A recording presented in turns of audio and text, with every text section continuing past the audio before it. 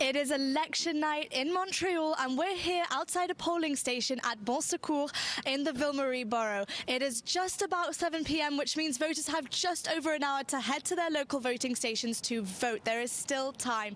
I am joined once again by Eleni Bakopanos. She is a political analyst and a former Liberal MP. Eleni, thank you again for joining us.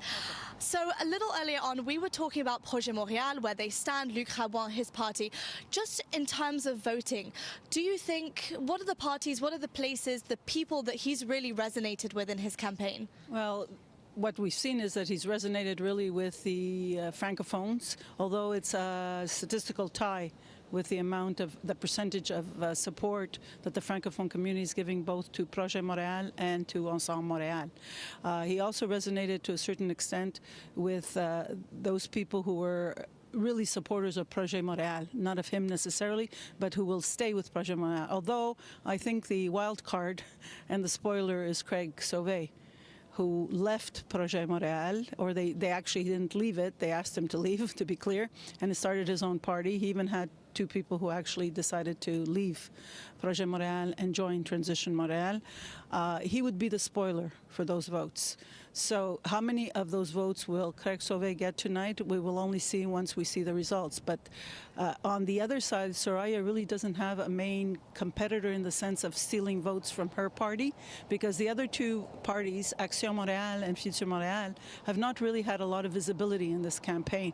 And voters really don't know them. They know Projet Montréal, they know Ensemble Montréal, they know a little bit about Craig Sauvé. So basically, it's going to be a decision where those people who are unhappy with Projet Montréal and with Luc's leadership, don't forget, because there was a contest for the leader of Projet Montréal, and he was the winner. Maybe some of those people who are running also for leader would be dissatisfied and then would park their vote with Craig Sauvé. So as of 4 p.m., Elections Montreal did say that voter turnout was around 27%, which is not 38%, which it was in 2021.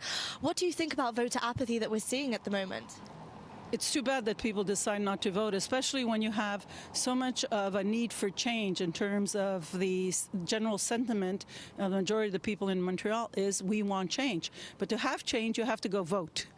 And the likelihood of for example, young people voting, although it spiked a little bit during the advanced polls, which was really good, but that's because Election Montreal also put polling stations in CEGEPs, which was a good thing, and I hope they'll continue to do so. So the likelihood is that mostly seniors will vote, and seniors will be concerned about the affordability issue, about the security issue also in Montreal, about because the security is tied into the homelessness issue, right? And they would be the ones who would be interested in the party that would not raise their taxes. As Mr. Luc Rabouin said, he's going to get 900 million more for the city's purse by raising taxes, whereas Madame Soraya Martinez did not say that. And of course, Craig Sauvé said he's going to put a tax on the wealthy. So that doesn't resonate with the seniors, I think, who own homes. The youth, of course, it's the group that's always very, very difficult to try to get them to vote. Eleni, thank you so much. Eleni and I will be back later tonight at Projet Montréal's headquarters just at 11.